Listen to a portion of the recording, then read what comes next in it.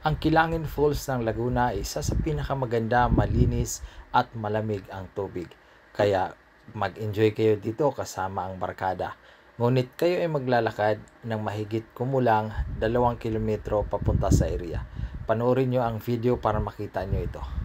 Nandito na nga pala kami sa parking ng Kilangin Falls at maglalakad pa pala ng mga 30 to 45 minutes.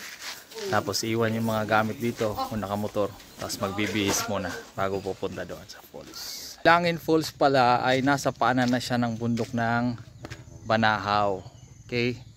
Maglalakad lang kayo ng kaunti at mararating nyo na ang napakagandang Kilangin Falls. Medyo pababa lang yung daan nila papunta sa falls. Pero ayos naman, sementado siya. Tapos paakyat lang siya papunta doon sa paanan ng bundok ng Mount Banahaw. Pero okay siya, all goods. Ganda ng view, ganda ng mga ano. Kaya pinapaiwan nila yung motor at saka yung sasakyan dahil medyo mahirap nga naman talaga yung elevation ng daan. At talagang kahit sementado siya, hirap din talaga. Kaya lakad lang papunta doon sa area. Pinili mo, ayan. Kaya kung makita nyo, ito yung daan pero nilagyan nila ng hagdan pang tao. So ibig sabihin, mahirap ang daan doon. Yung tao nga hirap, lalo na yung motor siguro. O, tingnan mo. Yun ang sinasabi ko sa inyo. Sa mahirap na daan, may magandang area. Yun, sa taas, ang ganda. Kung kanina ay puro paakyat, ngayon naman ay pababa. So okay naman ang daan. Kaya lang may paakyat at saka palusong. Ay saman ang daan.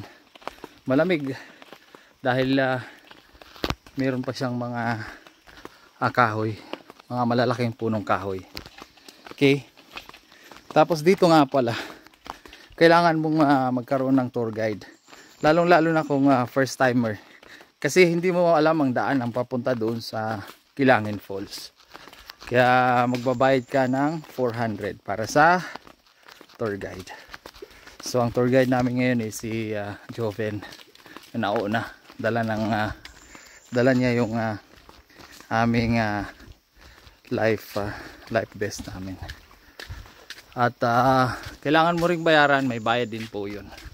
Joven, magkano nga? 10 nga yan, ano? Yung yan? 50 po. 50, yan pala binayaran ko 140. Dahil ang 20 ay entrance and then 50 yung life jacket. Pero actually optional siya kasi nung nandun ako, tinatanong naman ako kung kumuha o hindi. Dalawa. Safe. Oh. So optional siya kung ayaw nyo kumuha. So pwede naman. So para sa aming dalawa, ang binayaran ko doon is 140 plus 400 para sa tour guide.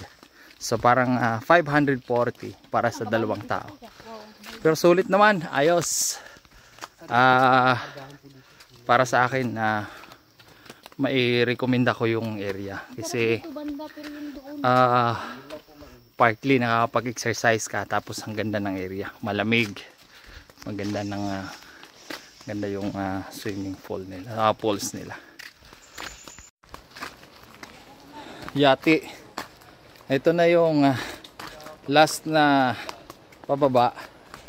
So sabi ng aming tour guide, more or less mga 300 steps at yun na, naririnig na namin yung tunog ng tubig sa falls and pati singit ko ngayon may pawis na.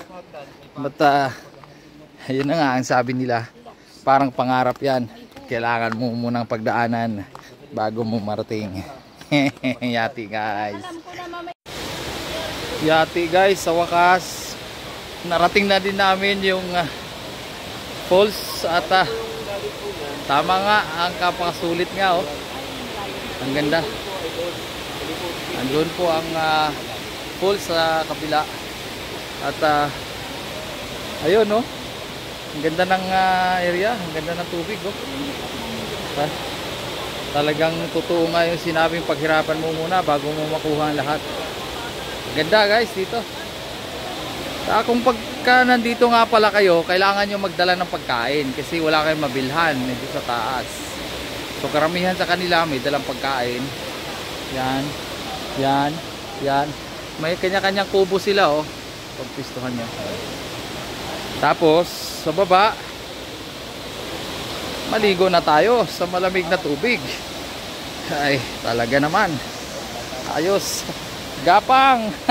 O, di ba? Hirap na hirap oh. Oh, ha? Oh. Tapos ayan yung palatandaan na ang tubig ay sobrang lamig. Dahil yung soft drinks nila, pinapalamig nila gamit yung tubig na galing doon sa bukal.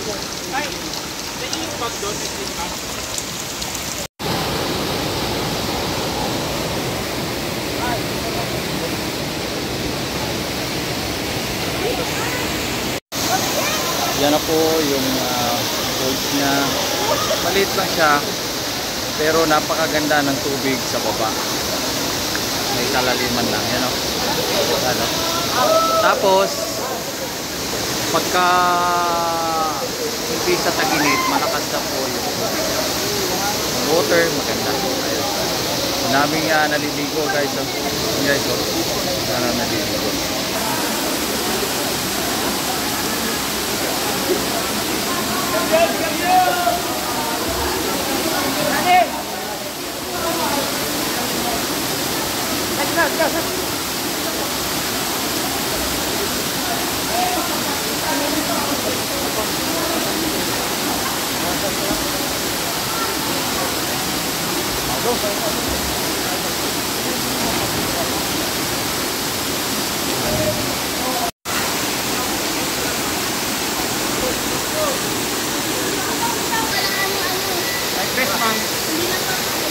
Ayun na, ako lang pala.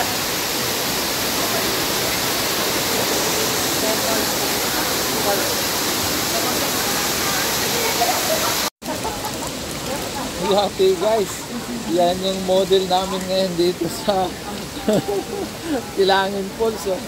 Yan o. Oh. Ha? Oh. Ha? Oh. Hindi ko malaki. Picture 1, 2, 3.